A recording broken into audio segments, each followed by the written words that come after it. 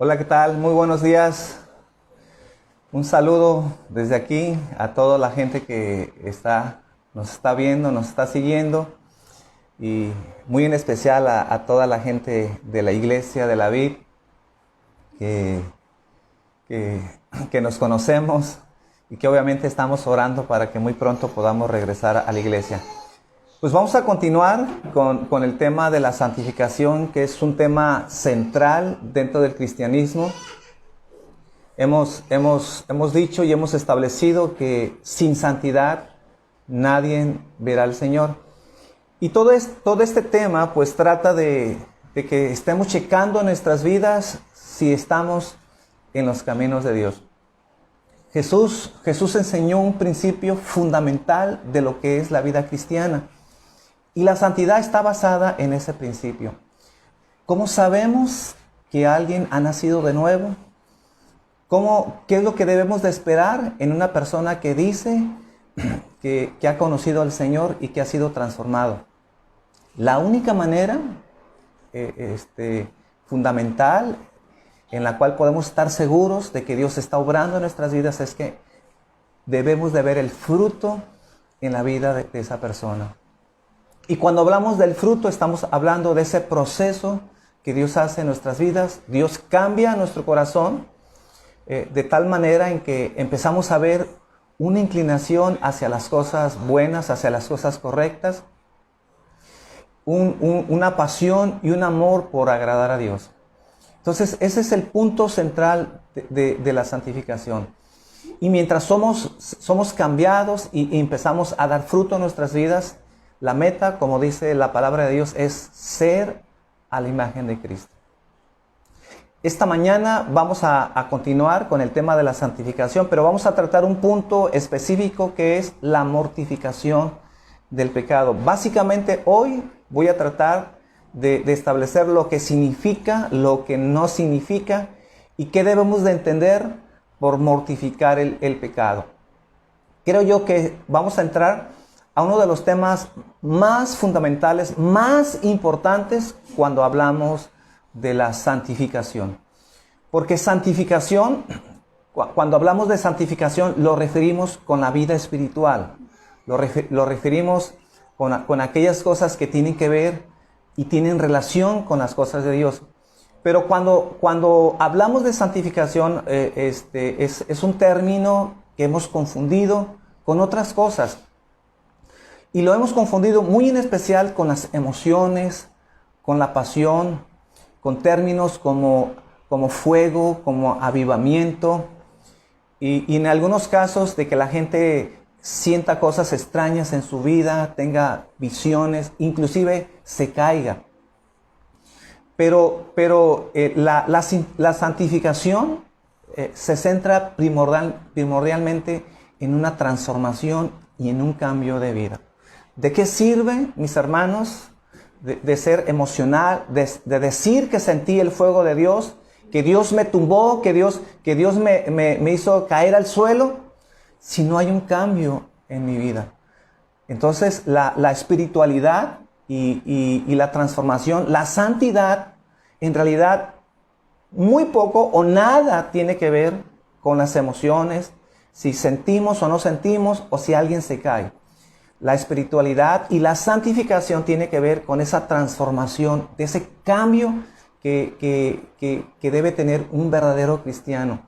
Ese cambio de carácter, ese cambio de inclinación que ya no practica el pecado y que ahora su vida la vive enfocada en agradar a Dios. Entonces no debemos caer en esa confusión. Bueno, la semana pasada estuvimos viendo un medio que Dios utiliza, que es la disciplina, que es un instrumento que de repente, como dice Hebreos, no gusta, no agrada, pero cuando Dios ve que es necesario usar la disciplina, Dios la va a usar. También dijimos que en la mayoría de los casos, cuando Dios interviene en la disciplina, es porque normalmente algo está mal en nuestras vidas. No estamos obedeciendo, nos rehusamos a obedecer a Dios, nos oponemos a Dios, y cuando hay una oposición, cuando hay una rebeldía, cuando hay una frialdad espiritual en la vida del cristiano, del Hijo de Dios, Entonces Dios como buen padre interviene y entonces nos disciplina porque Dios, siendo nuestro padre, obviamente no va a permitir que el hijo haga lo que quiera. No va a permitir que el hijo se indiscipline y sea un hijo rebelde. Y puntualizamos que cuando hablamos de la disciplina de Dios, Dios no necesita pedir permiso a sus hijos para poderlo hacer.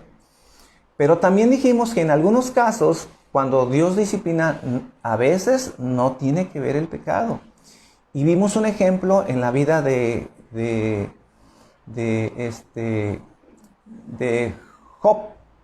En la vida de Job. Job fue un hombre en donde Dios probó muy fuerte la vida.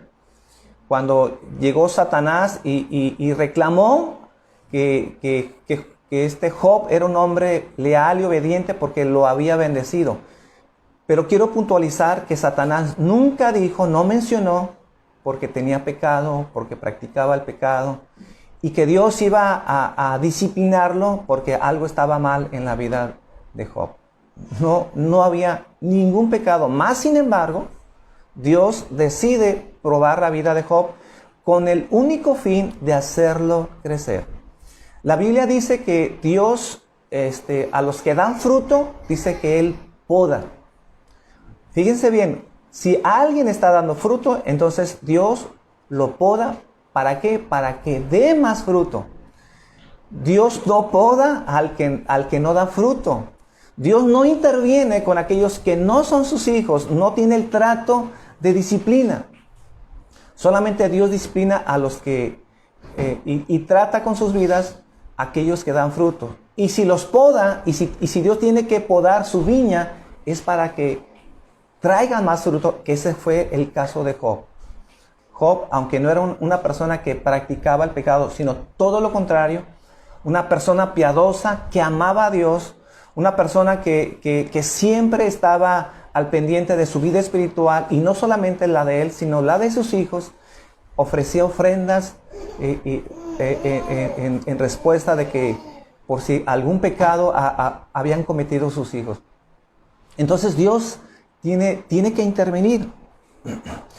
Ahora, por último, establecimos que cuando Dios interviene en la vida de los no creyentes, dijimos que ese no es disciplina, sino Dios trae su justicia, trae juicio. No es disciplina. Pero en los hijos de Dios, Dios no trae juicio y obviamente no trae su justicia. Aquí quiero recargar y quiero puntualizar muy importante. Entonces, en los que no son creyentes, Dios trae justicia, sí. Entonces, Fabián, ¿estás diciendo que en los hijos de Dios no trae justicia? ¿Dios hace una excepción? Dios porque nos ama tanto y porque Dios desea nuestro bien, entonces Dios retira su justicia, no hace justicia y solamente aplica disciplina. Déjenme decirles, no. Dios es un Dios de justicia y tanto en los no creyentes como en los creyentes, Dios aplica siempre su justicia. Porque si Dios no aplicara la justicia en los creyentes, entonces no sería un Dios justo.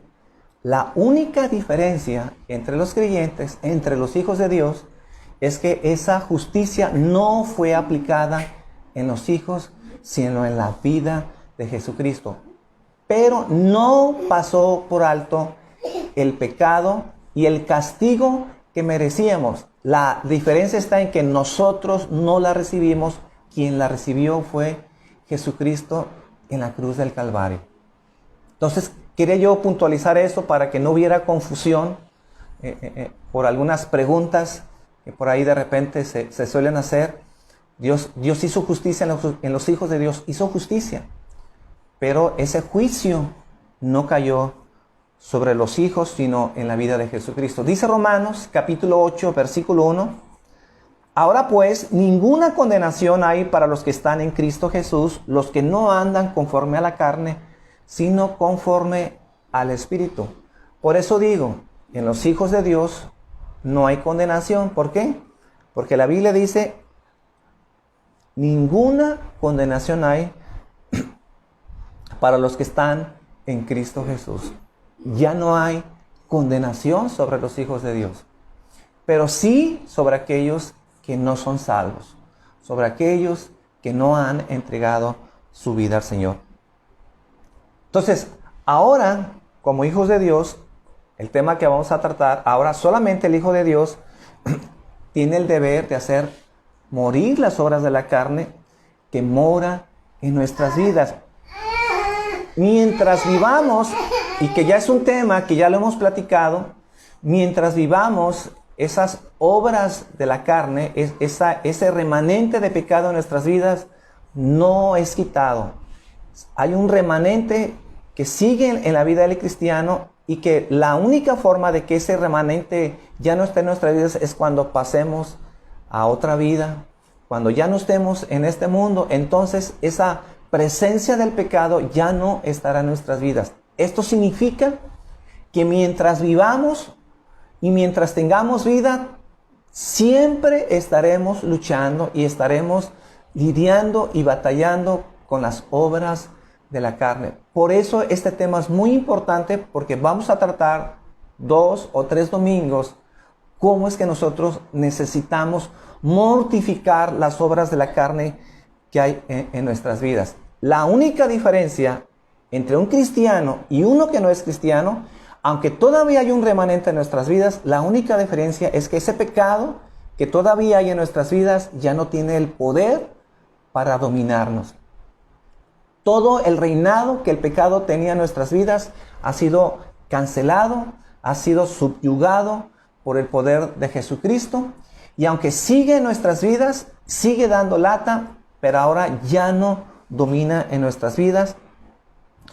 Ese poder del pecado ha sido quebrantado de tal manera que ahora el cristiano podemos dominar el pecado, podemos lidiar con las tentaciones y podemos salir de las tentaciones siempre y cuando el cristiano tenga una vida disciplinada, una vida espiritual y quiera dominar al pecado, porque ahora el cristiano puede hacerlo.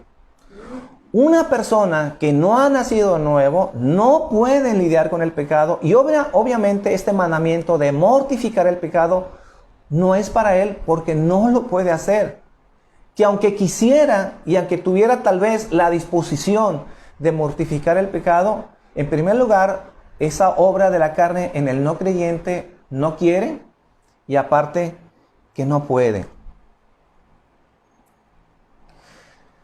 Entonces comenzaré haciendo una pregunta. ¿A quién se les manda mortificar el pecado? ¿A quién se le manda mortificar el pecado? Como dije anteriormente, solamente es para el creyente. Para el creyente. ¿Qué le parece si antes de continuar, ahorita estaba pensando, ¿qué le parece? Déjenme orar. No había orado, pero quiero orar. Déjenme orar, poner esto en las manos del Señor. Ya estaba agarrando viada, pero yo considero que siempre es muy importante ponernos en las manos del Señor, porque si Dios no obra, si Dios no edifica su casa, en vano lo que yo pudiera hacer. Por mucho que estudie, por mucho que me esfuerce, si el Espíritu Santo no toma el control de esto, pues este es caso perdido. Pero hay que ponernos en las manos del Señor. Padre, te doy gracias esta mañana. Gracias, Padre, porque yo sé, Señor, que tú tienes el control de cada reunión, de cada domingo, Señor. Y te pido que esta mañana seas tú, Señor, el que nos enseñes, el que traigas iluminación a nuestras vidas para entender, Señor, cómo es que nosotros necesitamos mortificar el pecado, Señor. Que este es un punto central en la santificación del creyente, para que nosotros podamos ser renovados, ser transformados, estar en ese camino, en esa vía de la santificación, Señor.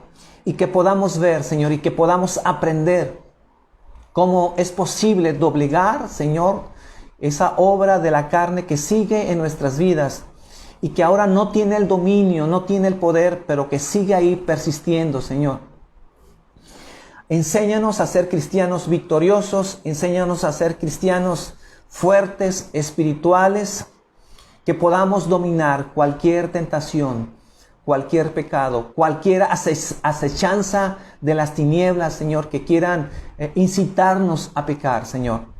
Que esta mañana aprendamos, Señor, que en realidad no existen razones, no existen motivos, Señor, para que el cristiano no pueda vencer cualquier pecado y cualquier tentación. Porque ahora tenemos la fuerza, tenemos el respaldo del Espíritu Santo para poder doblegar cualquier acción y cualquier obra de la carne, Señor. Te doy gracias esta mañana, Señor, y que tú nos enseñes, que tú seas exaltado en toda esta predicación, Señor. Te damos gracias en el nombre de Jesús, Padre. Bueno, estábamos diciendo que este mandamiento de mortificar el pecado es un mandamiento exclusivo para el cristiano. Para el inconverso es algo que no puede hacer. El inconverso, el que no ha nacido de nuevo, puede tener buena moralidad, puede tener buena educación, pero hay que puntualizar que aunque tenga buena moralidad, aunque sea una persona educada, con principios, eso no salva a la persona. No salva a la persona. Porque lo que se requiere es que Dios necesite cambiar nuestra naturaleza, nuestra inclinación. Mientras el hombre enseñe moral, tenga buenos principios, eso no salva. Porque ese hombre que aunque tenga buenos principios, sigue teniendo una naturaleza caída. Y tarde que temprano, que aunque practique buenas cosas, a la mera hora siempre tendrá una inclinación hacia el pecado. Y si profundizamos y si somos más puntuales en lo que estoy diciendo, cualquier persona que haga lo bueno y no ha nacido de nuevo, aunque haga lo bueno, son obras inicuas, son trapos de inmundicia, porque si no ha nacido de nuevo, todo lo que haga, si no lo hace para Dios, es pérdida de tiempo y no lo hace en la justicia en que Dios quiera. Por más que se esfuerce el inconverso, jamás lo hará en la justicia que Dios demanda, porque no puede. No puede hacerlo. Dice el libro de Romanos en el capítulo 8, versículo 7, por cuanto los designios de la carne son enemistad contra Dios, porque no se sujetan a la ley de Dios, ni tampoco puede. El hombre carnal, el hombre que no es espiritual, no puede practicar la mortificación del pecado, porque en su vida tiene inclinación al pecado, y este pecado que hay en su vida no ha sido derrotado, sigue reinando en la vida del incrédulo, y que aparte que, como leímos aquí, que no puede sujetarse a las cosas de Dios, a la ley de Dios, dice aquí, ni tampoco pueden, aunque quisieran. No pueden hacerlo. Y aparte que no pueden, no quieren. Porque eso es lo que enseña la Biblia sobre la maldad, la depravación que hay en el hombre. Ahora, ¿qué debemos de entender por mortificar el pecado? Porque ese es un término que normalmente no se utiliza hoy en día en las iglesias, que fue un término que los reformadores, las iglesias reformadas siguen utilizando, y que es un término fundamental que necesitamos entender y que es bíblico. No es un término que estoy inventando, es un término que lo habla la Biblia. Pero déjeme decirles lo que debemos de entender por mortificar el pecado.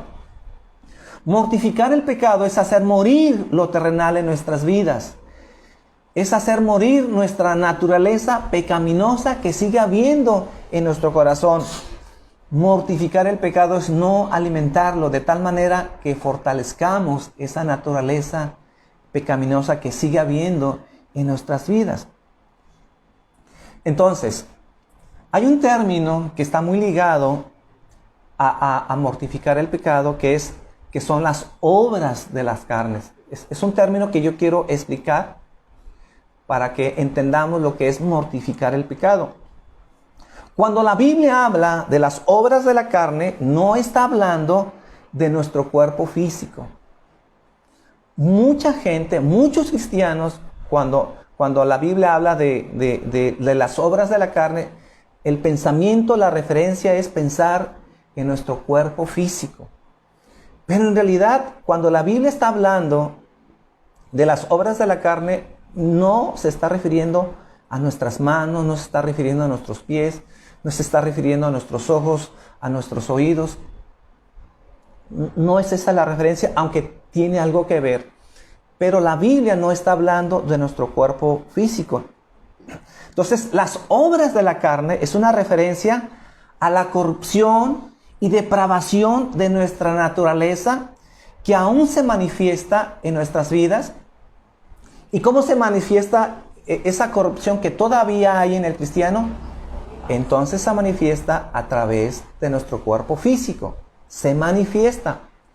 Lo que estoy diciendo es que la raíz del problema no es nuestro cuerpo físico. Todavía hay un remanente en nuestras vidas que también lo hemos explicado en muchos temas.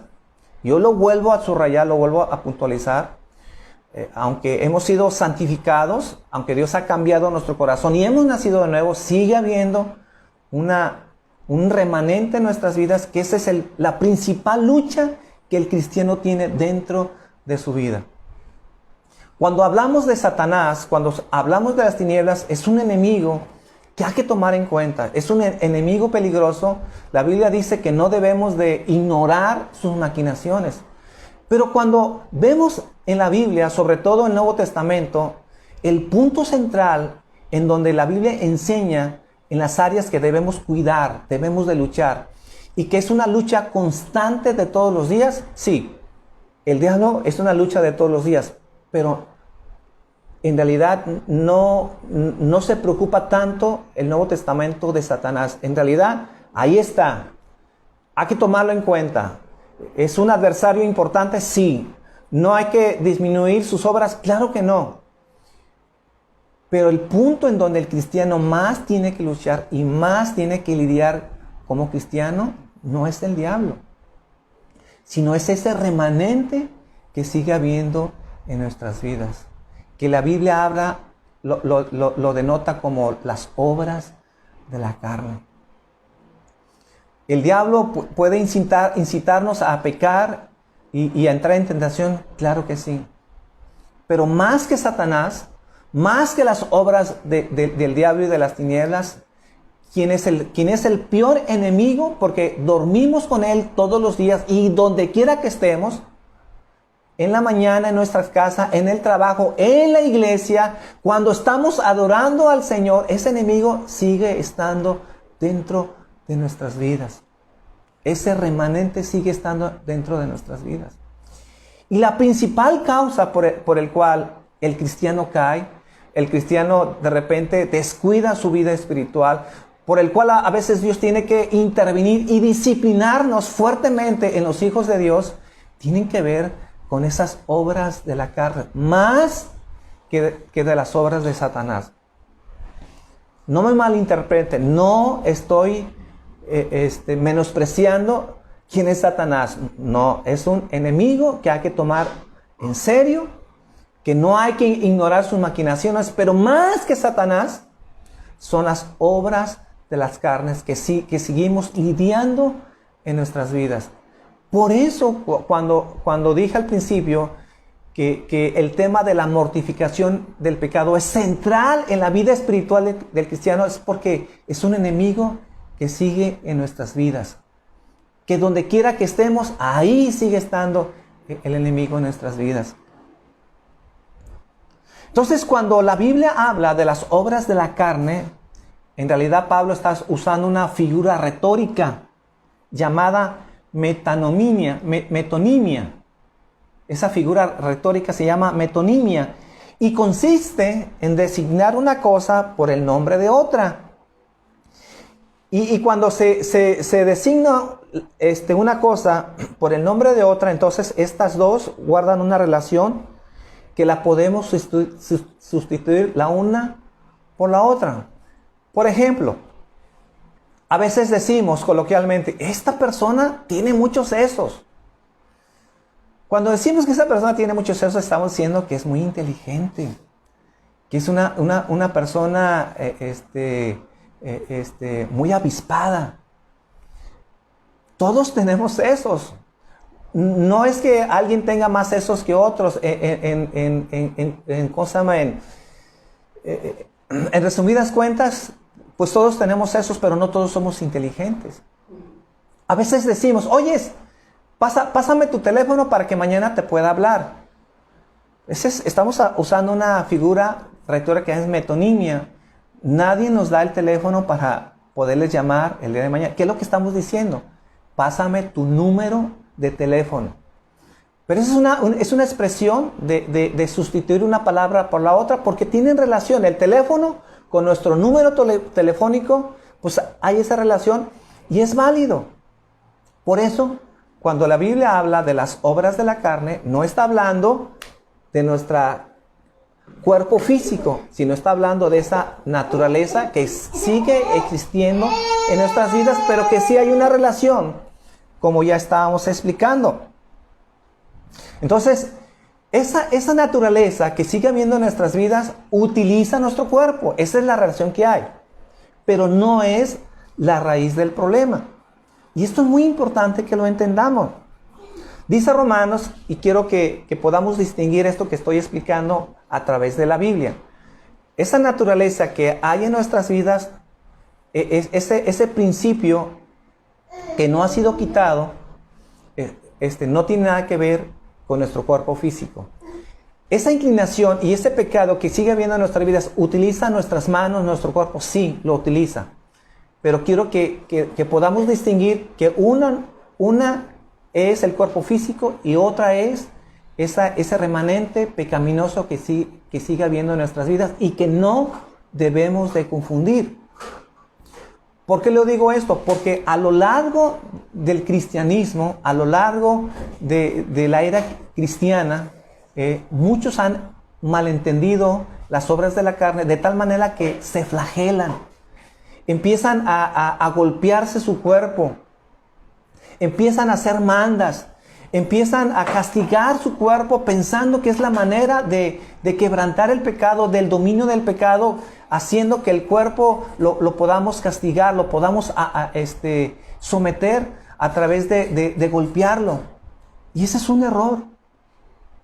Muchos cristianos a través del cristianismo se han enfocado en golpear el cuerpo, en flagelarlo, en castigarlo, pensando que eso es una manera en que vamos a dominar el pecado, que el pecado no controle nuestras vidas y que vamos a agradar a Dios, cuando en realidad no estamos atacando la raíz del problema. Romanos, en el capítulo 6, versículo 12, vayan conmigo porque esto es muy importante. Nos dice aquí Pablo, no reine pues el pecado en vuestro cuerpo mortal. Entonces está hablando del pecado, esa es una cosa, y está hablando de nuestro cuerpo mortal. Pablo distingue estas dos cosas y que debe de quedar claro. Dice, de modo que lo obedezcáis en sus concupiscencias, ni tampoco presentéis vuestros miembros, hablando físicamente, al pecado como instrumentos de iniquidad. Entonces, no presentemos nuestras manos, no presentemos nuestros pies, no presentemos nuestros ojos como instrumentos de iniquidad, que la iniquidad, esa parte que está en nuestro cuerpo, que sigue existiendo, es otra cosa. Entonces, cuando hablamos de la carne, cuando hablamos de mortificar la carne, no está hablando de nuestro cuerpo físico. Mortificar las obras de la carne está hablando de ese remanente que hay en nuestras vidas y que no tiene nada que ver nuestro cuerpo físico. Entonces, si tú quieres mortificar las obras de la carne, no tienes que flagelarte, no tienes que castigarte. Por muchas bandas que hagas y te inclines y hagas devoción a Dios a través de castigar tu cuerpo, piensas que vas a agradar a Dios, piensas que te vas a hacer más espiritual, no vas a lograr nada. No vas a avanzar en tu vida espiritual. Entonces hay una distinción entre el cuerpo y el pecado. Por eso dice Pablo, no presentes vuestros miembros al pecado. Entonces, razonemos, mis hermanos, y pregunto, si nuestro cuerpo fuera la raíz del problema, si nuestras manos, nuestro cuerpo carnal, nuestro cuerpo físico fuera el pecado, ¿cómo entonces podríamos servir a Dios con nuestros cuerpos? ¿Cómo nos atreveríamos a levantar nuestras manos para adorarle, para exaltarle? ¿Cómo podríamos utilizar nuestras manos, si este es el problema, para poder abrazar, para poder levantar al caído, si nuestro cuerpo físico es pecado? No. Pablo nos dice y nos exhorta a que este cuerpo físico que tenemos no lo usemos como instrumento del pecado, sino al contrario, que este cuerpo físico sirva para honrar y servir a Dios. Que si antes con estas manos era para robar, para golpear, para abusar de las personas, ahora estas manos deben de servir para abrazar, para acariciar, para agarrar una Biblia y poder leer. Que si nuestros pies servían para irnos a un antro, a un lugar de perdición, a un lugar en donde íbamos a pecar, que ahora nuestros pies sirvan para ir a la iglesia, para ir a visitar al hermano que necesita de nosotros, que necesita de nuestra oración. Entonces, de ninguna manera nuestro cuerpo físico radica el pecado, ¿no? Más bien nosotros tenemos la decisión, o si usamos nuestro cuerpo físico para servir al pecado, o usamos nuestro cuerpo físico para servir a Dios. Y obviamente la exhortación para el cristiano es que ya no tenemos que usar nuestro cuerpo, porque dice Pablo, no somos deudores a la carne, no somos deudores al pecado, sino somos deudores para Cristo. Usemos nuestro cuerpo físico para honrar y servir al Señor. Entonces, por ejemplo, dice en Romanos 6:19, que es un versículo que me encanta y que clarifica más esto que estoy diciendo. Romanos 6:19, hablo como humano por vuestra humana debilidad, que así como iniquidad presentasteis vuestros miembros para servir a la inmundicia y a la iniquidad, así ahora para santificación presentad vuestros miembros para servir a la justicia. Si antes de conocer al Señor usábamos nuestro cuerpo para servir a Satanás, para servir al pecado, para servir a nuestros deseos carnales, ahora dice Pablo, ahora estos miembros físicos usemos. Hola, ¿qué tal? Una vez más, parece que hubo un problema con el internet. Ojalá que los que estaban viendo la enseñanza continúen o sean pacientes de haber esperado, porque ya restablecimos la señal, parece ser que todo está bien. Lo único que va a pasar, le comentaba a Rosy, que a lo mejor la parte que compartí antes de que se fuera la señal, a lo mejor eso no va a quedar grabado. Pero no importa, lo importante es que continuemos con el tema, con lo que estábamos hablando sobre la mortificación del pecado. Y estábamos hablando de Mateo capítulo 18, versículo 8 y 9, de que lo que enseña Jesús sobre que si nuestros ojos nos es ocasión de caer, entonces dice él, córtalo. Y estábamos explicando que en realidad muchos lo han tomado literal, muchos se ha sabido casos que han cortado sus manos pensando que es la manera de agradar a Dios, pero en realidad no es así. Ese es un error, esa es una equivocación. ¿Por qué sabemos que esto no es literal? Porque la Biblia no enseña que el problema fundamental del pecado, porque a veces el cristiano continúa pecando, no es el cuerpo físico. Porque aunque nos saquemos los ojos para no ver iniquidad, aunque saquemos nuestros ojos para no ver aquello que no es correcto, seguimos teniendo un pensamiento y con el pensamiento podemos seguir pecando, aunque saquemos nuestros ojos. Aunque ya no tengamos nuestras manos y ya no tengamos nuestros pies, dentro de nosotros, dentro de nuestro ser, sigue habiendo el pecado en nuestras vidas. Y aunque ya no tuviéramos nuestras manos para seguir usándolo para la iniquidad, la raíz del problema no se quitaría.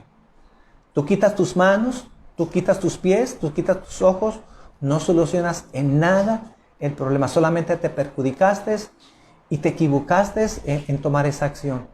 No.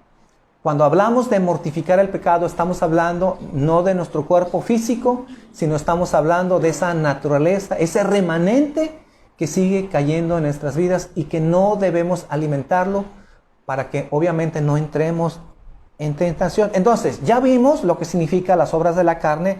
Ahora surge otra pregunta. ¿Qué significa hacer morir las obras de la carne?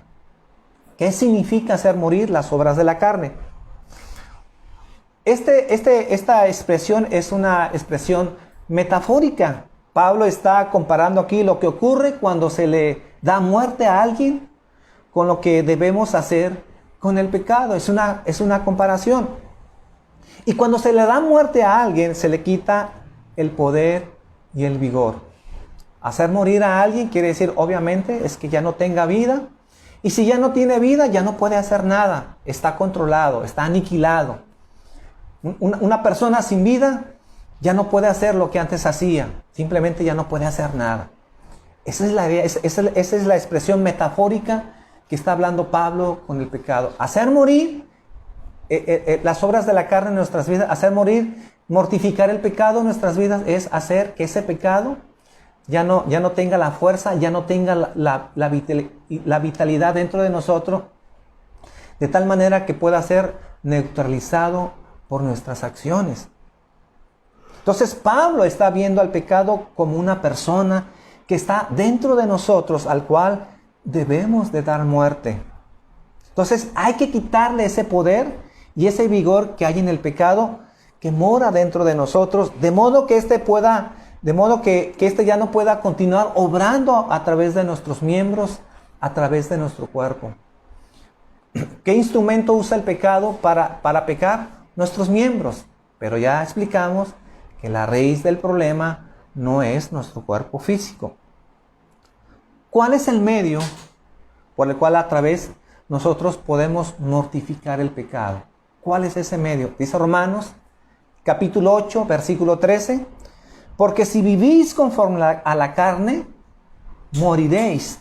Mas si por el Espíritu haces morir las obras de la carne, viviréis. El medio que Pablo nos enseña por el cual nosotros hacemos morir las obras de la carne es a través del Espíritu Santo.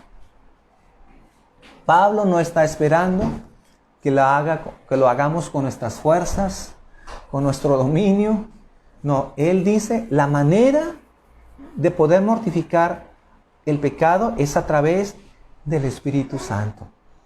Quiero aclarar esto. Dice en el libro de Judas, en el capítulo 1, versículo 19, Judas 1:19, dice, estos son los que causan divisiones, los sensuales, que no tienen al Espíritu. Habla de los sensuales y habla de los que tienen al Espíritu. Quienes no han nacido de nuevo son los sensuales, no tienen al Espíritu. Quienes han nacido de nuevo, entonces son los espirituales, porque ahora tienen al Espíritu Santo obrando en sus vidas. Entonces, el sensual, cuando aquí habla Judas de los sensuales, está hablando de aquellas personas que se guían por sus sentimientos. Aquellas personas que solamente viven por sus emociones y que no son controlados por el Espíritu Santo. Quien ha nacido de nuevo ahora tiene la acción del Espíritu Santo y nosotros no somos guiados por nuestras emociones, no somos guiados por nuestros sentimientos y no somos guiados y nos sometemos a la obra y guianza del Espíritu Santo. La Biblia dice, quienes son guiados por el Espíritu Santo son hijos de Dios. Entonces, ¿qué vamos a ver en la vida de una persona que ha sido convertida? Lo que vamos a ver en él es ser guiados por el Espíritu Santo. Y esa es una referencia de que ha nacido de nuevo. Que no se mueve por sus pasiones, que no se mueve por sus emociones, sino por la guianza del Espíritu Santo. Por eso es muy importante que entendamos que cuando hablamos de avivamiento, cuando hablamos de la llenura del Espíritu Santo, no tiene nada que ver las emociones. Siempre hacemos referencia que cuando hablamos del fuego de Dios, de la llenura de Dios, de la llenura del Espíritu Santo, hablamos siempre en términos emocionales. Vamos a la iglesia y regresamos. No, estuvo tan bonito la iglesia, estuvo tan bonito el tiempo de reunión, porque sentí el fuego, porque sentí una vibración. Estuvo tan fuerte la presencia de Dios que me caí. Y si ustedes se fijan, cuando hablamos de una llenura del Espíritu Santo, siempre lo referimos a sentimientos y a emociones. Cuando la Biblia no enseña que la obra del Espíritu Santo tiene relación con emociones, porque podemos tal vez a veces no sentir nada, a lo mejor no sentimos esa emoción, ese fuego, o como muchos dicen, que hay una relación de avivamiento cuando la gente se cae, cuando la gente cae al suelo. No tienes que caer al suelo, no tienes que sentir nada, para que entonces podamos decir que la presencia de Dios estuvo en su vida. Yo puedo decir que una iglesia tiene avivamiento, una iglesia se mantiene en el fuego de Dios cuando se mantienen fieles a la palabra de Dios. Porque si se predica un evangelio fiel, entonces ese evangelio puede cambiar y transformar la vida de la gente. Las emociones, que la gente se caiga, no cambia a nadie. No estamos buscando en las iglesias que la gente sienta, estamos buscando que esa palabra pueda penetrar en la vida de la gente y pueda transformar su vida de tal manera que podamos ver un cambio. ¿De qué sirve que la gente sienta emoción, sienta el fuego, que la gente se esté cayendo y no vemos una transformación en su vida y la gente sigue igual? La gente se puede caer 1000 veces y no ver ningún cambio. Cuando la Biblia habla de la llenura del Espíritu Santo, muy en especial en el libro de Efesios, usa una palabra en el griego que es pleró. Y esa palabra, pleró, llenura del Espíritu Santo, ser llenos, está hablando de la guianza de Dios. Una persona, cuando es llena del Espíritu Santo, significa que tanto es guiado y sometido al Espíritu Santo. No es que tanto siente, que tanto vibró o que tanto se cayó. No, esa no es la llenura del Espíritu Santo. No tiene nada que ver. Si vemos que la gente se cae y la gente dice, el fuego de Dios está cayendo, están siendo llenos del Espíritu Santo, no tiene ninguna referencia, no tiene ningún respaldo bíblico. Ser llenos del Espíritu Santo, plero, es ser guiados por el Espíritu Santo y ser controlados. Entre más somos controlados, entre más el Espíritu Santo tiene el dominio en nuestras vidas, entonces podemos decir, está lleno del Espíritu Santo. Y yo quiero ver gente en la iglesia controlados, guiados por el Espíritu Santo. Y no me interesa si la gente se cae o no se cae. No me interesa si la gente siente o no siente. O que la gente diga, ¿sabes qué, Fabián? Hoy predicaste y no sentí nada. No me importa. Pero si yo fui fiel a la palabra de Dios y compartí un evangelio apegado a las Escrituras, no en mis opiniones, no en mis sentimientos, entonces me voy a dar por satisfecho. Porque yo no confío en lo que yo puedo hacer, sino yo confío en lo que el Espíritu Santo puede hacer. Porque obviamente yo no puedo hacer nada. Yo no puedo cambiar a la gente. Por mucho que estudie y por mucho que me esfuerce. Por eso yo dije al principio, si no oramos y no permitimos que Dios edifique su casa, en vano es lo que nosotros podemos hacer. ¿Cómo entonces podemos mortificar las obras de la carne? A través del Espíritu Santo. No busquemos las emociones, no busquemos el vibrar, no busquemos lo emocional, porque eso no tiene relación con la llenura del Espíritu Santo. Vivamos sometidos, guiados por el Espíritu Santo.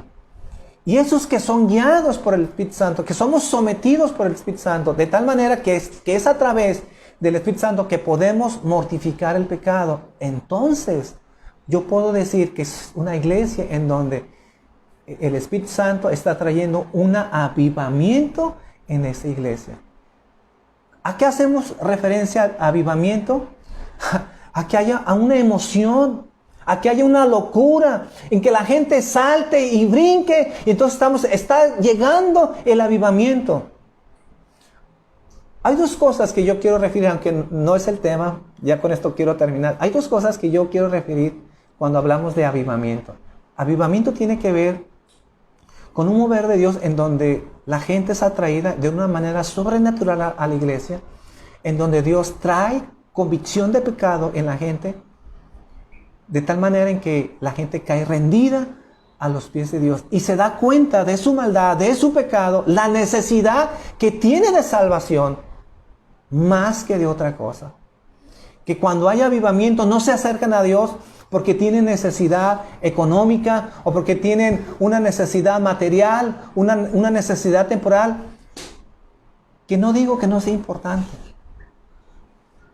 Pero un verdadero avivamiento es que la gente se acerca porque entiende que están perdidos y que si Dios no obra en sus vidas, no pueden ser salvos. Porque ¿de qué sirve tener un buen carro, una buena casa, tener salud, tener dinero y no tener salvación? Si no tenemos salvación, no tenemos... Pero eso es algo que solamente el Espíritu Santo puede revelar en el corazón del perdido y puede hacerle entender su maldad, su depravación. Que lo único que la persona merece si Dios no salva es el juicio sobre su vida, porque es algo que merecen, que Dios no les va a dar algo que no merecen. Y ese es avivamiento. Y avivamiento tiene que ver con una iglesia que camina en santidad, una iglesia, un cristiano que tiene pasión por las cosas de Dios, que tiene el hambre de Dios y que estamos viendo todos los días en ese cristiano que mortifica el pecado, que todos los días entabla una guerra contra ese principio de carnalidad que sigue existiendo en su vida, pero que todos los días somete las obras de la carne, somete ese principio en oración, inclinándonos, aclamando a Dios, reconociendo que sin la ayuda de Dios no podemos vencer esas obras, esas tentaciones que sigue habiendo en nuestras vidas y que tenemos una total dependencia de Dios. ¿Y cómo sabemos que estamos dependiendo de Dios? Entre más oramos, entre más nos inclinamos, entre más reconocemos que Dios necesita ayudarnos, entonces es una persona que está sometida a la guianza del Espíritu Santo. Dice Romanos 8:13, porque si vivís conforme a la carne, moriréis, mas si por el Espíritu hacéis morir las obras de la carne, viviréis. Hay una consecuencia.